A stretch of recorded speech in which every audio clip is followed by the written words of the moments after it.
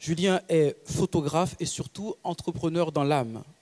Depuis 2005, Julien Gage a testé et approuvé beaucoup de projets. Le home studio, le studio photo sur rendez-vous, le studio photo éphémère, une boutique de studio photo avec une équipe de 2 photographes. Il est également coach et mentor business pour les photographes avec un seul mot d'ordre, devenez entrepreneur. Son déploiement lui a permis en 2018 de remporter le prix départemental Entrepreneur de l'année. Son intervention ce soir s'intitule « Apprendre à danser sous la pluie ».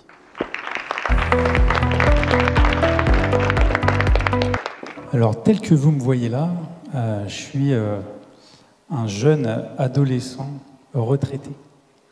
Alors, c'est une catégorie un peu spéciale. Quand je dis adolescent, ça fait 17 ans que je suis entrepreneur. Et retraité, c'est parce que ma vie de photographe s'est arrêtée en 2019, derrière les appareils. Il s'est passé d'autres choses depuis, j'aurai le temps de vous en parler. Alors, tout au long de votre vie d'entrepreneur, surtout au début, vous risquez d'entendre « Pourquoi tu fais ça ? Te lance pas. Trouve un plan B. C'est pas un vrai métier, entrepreneur. Ne laissez jamais ces gens-là vous dévier de votre chemin, parce que même des entrepreneurs hyper célèbres, hyper connus, sont passés aussi par des choses comme ça et ont vécu des échecs. Je cite, j'ai en tête, et je pense que vous connaissez la pub pour les appareils, les aspirateurs Dyson. Vous voyez de quoi je parle? C'est James Dyson, je crois. Pas de paire d'aspiration, ça vous dit quelque chose? Il a testé, je crois que c'est 5126 fois. Il a échoué 5126 fois avant de trouver la bonne formule. Donc tout le monde voit que c'est un succès, et en fait il a échoué 5000 fois. J.K. Rowling, est-ce que ça vous dit quelque chose? Harry Potter, elle a été refusée dans 40 maisons d'édition qui ont dit « Trouve un plan B parce que auteur pour enfants, ça ne marchera jamais ». Vous voyez le succès qu'elle a eu. Même Steve Jobs s'est même fait virer de sa propre boîte. Donc comme quoi les échecs, je vous en souhaite plein en vrai. Si vous vous lancez dans l'entrepreneuriat, c'est bon, c'est avec ça qu'on apprend. Parce que avoir des victoires, c'est super, c'est grisant. Mais vous allez apprendre beaucoup plus en ayant vécu des échecs. Donc je vous en souhaite. Rien n'est définitif quand vous avez un échec que vous vivez. D'ailleurs, en France, souvent, on est des losers. Aux États-Unis, c'est plutôt combien de boîtes tu as plantées pour savoir quel niveau d'entrepreneuriat on a. Donc ça, c'est en train de changer en France. Et je suis ravi de pouvoir vous partager ça avec vous parce que, oui, au bout de 17 ans, je suis encore là, je suis encore dans le game de la photo. Je suis passé par plein de projets, Marc en a parlé, par le studio, par plein de choses. Plein de projets qui ont marché, d'autres beaucoup moins. Mais du coup, c'est en train de changer, donc c'est bien de répandre la bonne parole que vivre un échec, ça fait partie du chemin. Ça, il ne faut pas l'oublier. D'ailleurs, dans la présentation, c'est un de mes pics, un des bons moments que j'ai vécu, c'est d'avoir été élu en 2018. J'ai été élu entrepreneur de l'année. Alors c'est assez paradoxal parce que moi j'ai été photographe encore, donc artiste, un peu entrepreneur dans l'âme, mais sans mettre vraiment le mot dessus. Donc d'avoir été élu entrepreneur de l'année, alors on va redescendre un peu parce que c'est dans l'Oise où je suis, donc tout va bien. Mais en même temps, quand on a ce prix-là, franchement, même si l'entrepreneuriat, c'est un peu l'école de l'humilité, en vrai, quand j'ai eu le prix, zéro humilité. Hein. C'est pas grave, hein, on fanfaronne sur les réseaux, et je passe à la télé, et j'ai des articles. On y va parce que ça fait parler de moi. Et ça, du coup, ça a fait venir aussi des clients. Donc j'ai surfé là-dessus. Mais zéro humilité, quand j'ai eu le prix, franchement, je me suis dit, ça y est, c'est officiel, j'ai le tampon, enfin, au bout de 13 ans, j'ai le tampon officiel, je suis entrepreneur. Alors de ça a découlé plein de choses, mais moi je voudrais faire un flashback, si vous permettez. C'est le début de l'aventure, parce que je crois que Là, parmi vous, il y en a qui sont au tout début, il y en a qui ont lancé. D'ailleurs, qui est en cours de lancement? À main levée, qui est en cours de projet, qui a lancé son entreprise il y a peut-être moins d'un an, moins de 2 ans? Moi, ça a commencé en 2004. Donc, c'est-à-dire, je me suis lancé officiellement en 2005, mais la réflexion est venue en 2004. Au cours d'une discussion avec des amis, 2004, j'ai 27 ans, je suis salarié, mais je ne sais pas trop quel sens donner à ma vie. J'ai 2 enfants, tout va bien, une femme qui est là, tout va bien. Mais je me dis, c'est quoi la suite? J'approche la trentaine, et au cours d'une discussion, j'ai une amie qui me dit, toi qui aimes filmer, pourquoi tu filmes pas pour les gens? Et là, je lui dis, ouais, mais pour ça, il faudrait monter une entreprise. Parce qu'en 2004, je vous rappelle que les informations pour créer une entreprise, les aides disponibles, il y en avait beaucoup moins que maintenant. Donc c'était un peu plus compliqué, le chemin était un peu plus long, c'est pour ça que j'ai appris sur le chemin. Vous avez une opportunité folle maintenant, c'est les aides disponibles. Ceux qui sont déjà passés par là, et puis Internet a changé la donne. Il y a vraiment beaucoup d'informations disponibles maintenant, chose que je n'avais pas en 2004. Parce que quand elle m'a dit ça, le jour même, je suis rentré chez moi et ça a commencé à mouliner en me disant, c'est pas bête, mais comment on fait et quoi faire? Donc là, Google, je vous rappelle qu'Internet, c'était pas la fibre de maintenant, donc c'est pareil, ça, il fallait être patient. Et puis la première chose que je vois, c'est les mariages. Et je me dis, ouais, pas mal. Sauf que, comment me faire connaître? Personne ne me connaît. Bon, on tente le coup. Donc, j'ai lancé ça en 2005. Évidemment, pas beaucoup de clients au début. C'est normal, c'est le début. 2005 à 2006, je suis salarié. Donc, je fais un peu les deux. Un peu la peur de vraiment y aller. Parce qu'il y a les enfants, parce qu'il y a un appartement à payer. Mais au fond de moi, j'ai envie d'y aller. Donc qu'est-ce que je fais? Je prends un risque. Et c'est le premier risque que je prends, je démissionne. Je ne fais pas de rupture conventionnelle, je ne négocie pas de licenciement. Je m'en vais en me disant, il y a quelque chose à faire, mais il me faut du temps pour ça. Et donc là, je me retrouve à partir, du coup sans salaire, sans client. Quand je dis sans client, c'est je pars, j'ai 0 client. C'est-à-dire que personne ne me connaît et la phrase a été de dire on verra. Alors j'ai vu, parce que beaucoup de travail depuis, acharné, passé beaucoup de nuits, et puis ça a décollé, donc de 2007 à 2011, ça prend son essor. Et je suis toujours un peu artiste, mais au fond de moi, je prends des risques, parce que je tente des choses, je négocie des emplacements dans des salons du mariage. D'ailleurs, c'est à cette époque-là qu'on s'est rencontrés, où j'étais photographe, vidéaste, mais je fais tout ce qu'il faut pour développer l'entreprise. Et donc en 2011, c'est aussi là, c'est des paliers. C'est-à-dire, je vous raconte mes paliers, mais pour vous aussi, le chemin, vous allez avoir 1000 idées à la seconde. Votre cerveau va mouliner tout le temps, vous allez manger entreprise, vous allez vivre entreprise. L'idée, c'est d'être inspiré par tout ce qui se passe. Et c'est ce que j'ai fait. En 2011, j'ai une mariée qui m'a appelé. Alors maintenant, c'est comme ça, mais elle m'appelle, elle me dit « Julien, les photos que tu as fait à mon mariage, elles étaient magnifiques. Je suis enceinte. Est-ce que tu fais des photos de grossesse ?» Dans mon cerveau, c'est une demi-seconde. Bien sûr. Alors que jamais. J'avais jamais fait de photos de grossesse. Moi, je faisais des photos de mariage.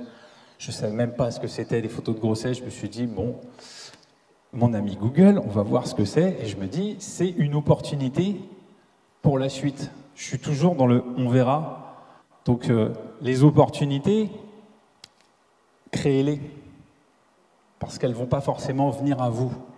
Si vous attendez que ça se passe, vous risquez d'attendre très longtemps.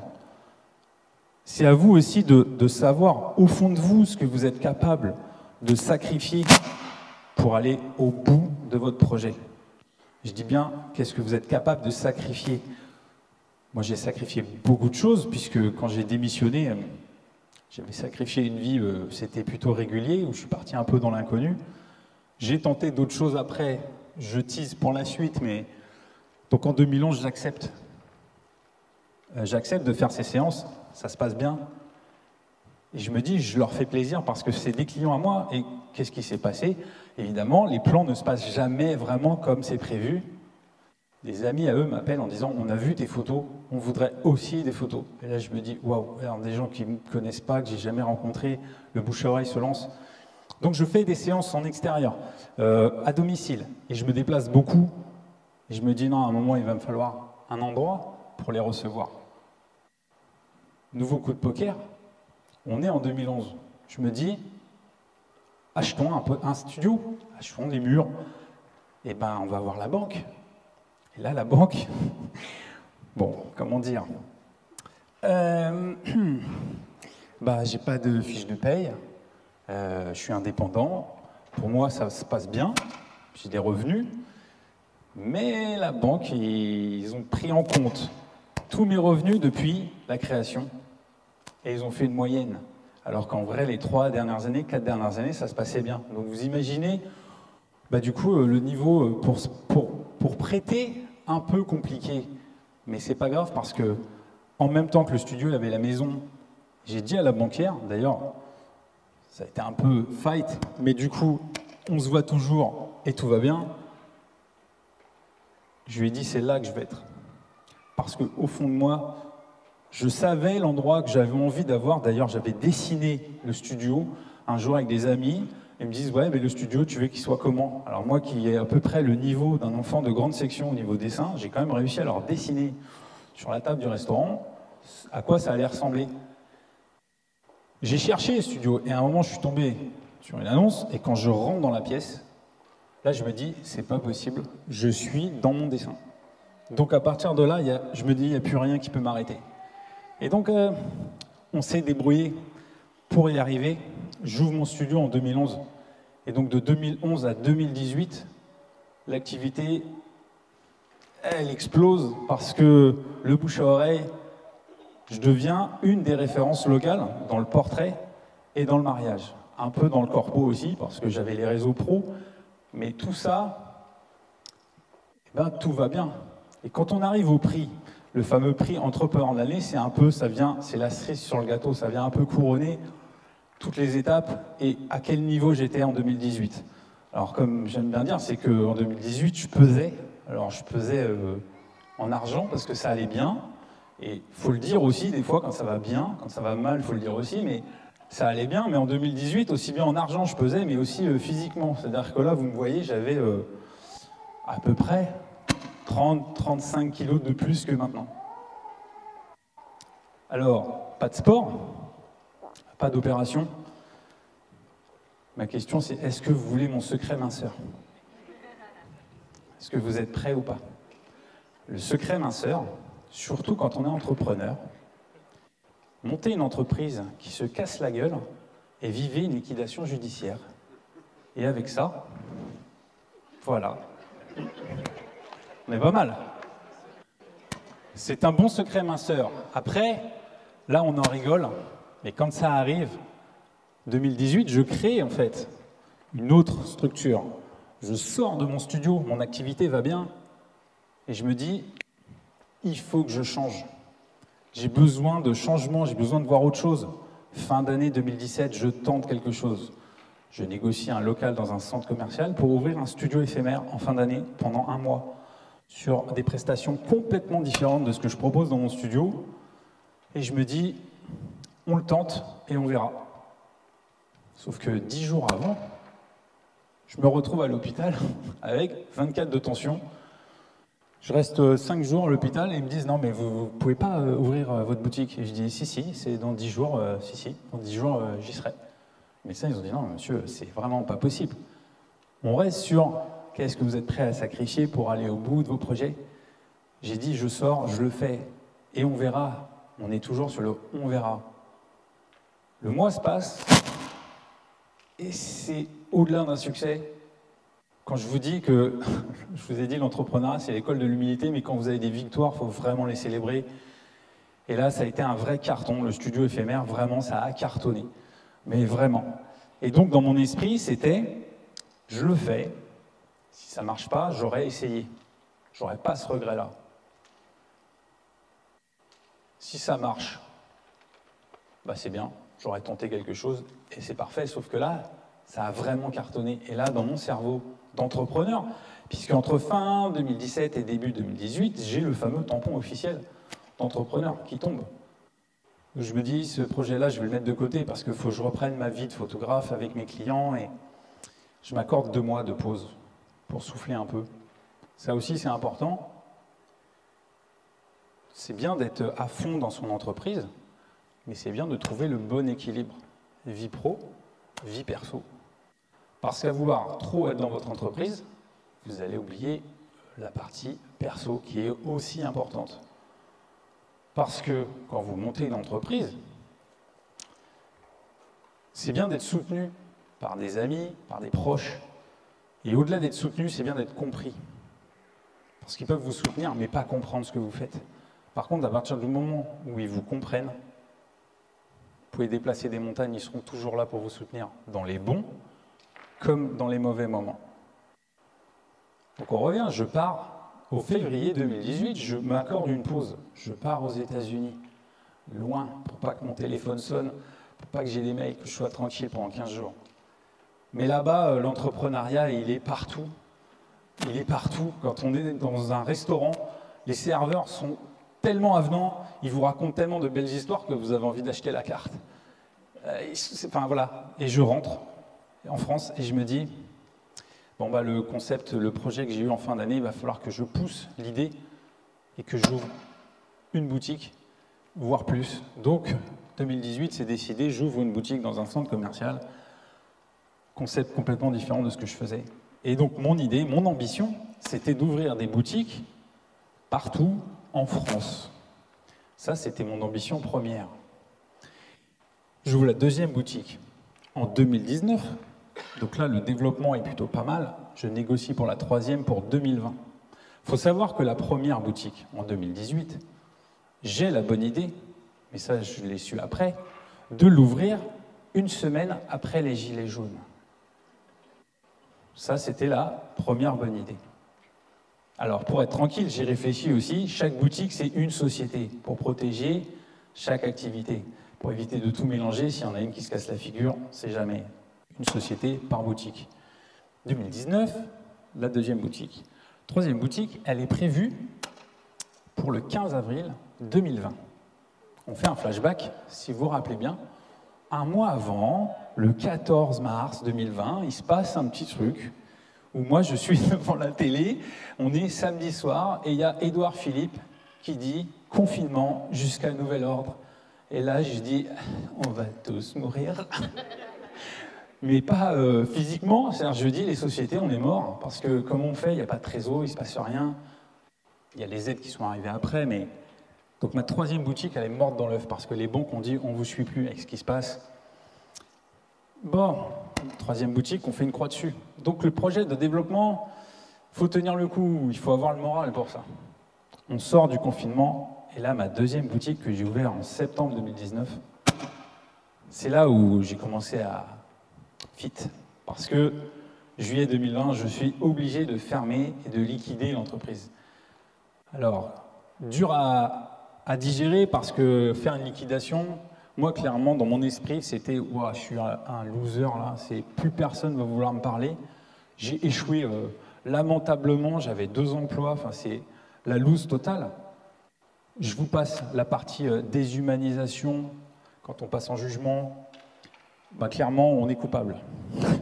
Quand on va là-bas, clairement on est coupable, même si on sait qu'on n'a rien fait, qu'on a bien fait les choses, on est coupable. Bon, c'est pas grave, ça se passe.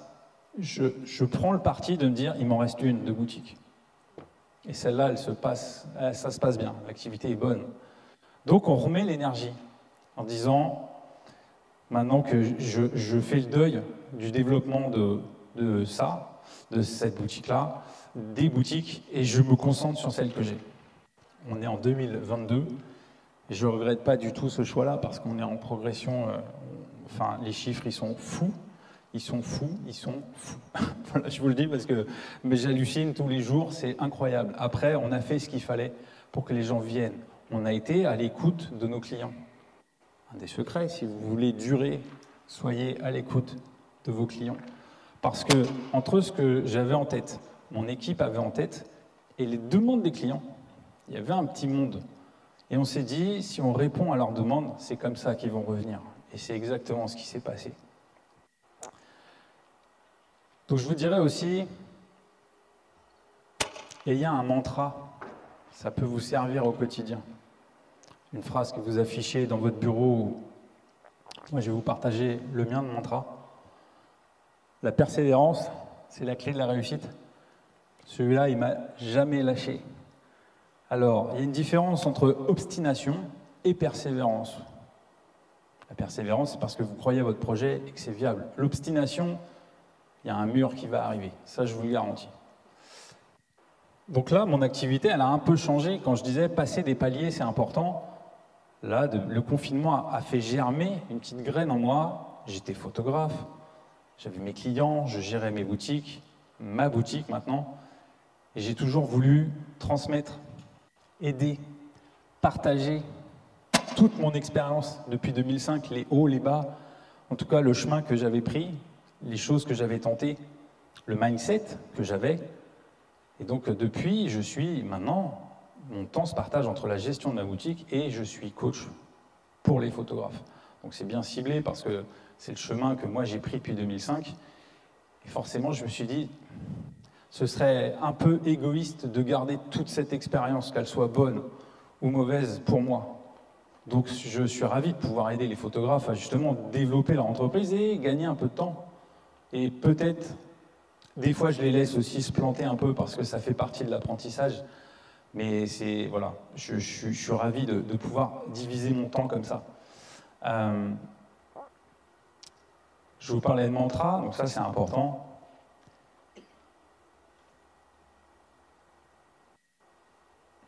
Je vais finir par une citation. C'est une citation de Michael Jordan qui dit « Certains aimeraient que ça arrive, d'autres souhaiteraient que ça arrive, et seulement quelques-uns font que ça arrive. » Alors je vous souhaite d'être ces derniers, surtout. Voilà, je vous remercie. Rien qu'elle se perde, et même t'as du père, toujours attendu comme un rayon de soleil. Gros, c'est la puissance.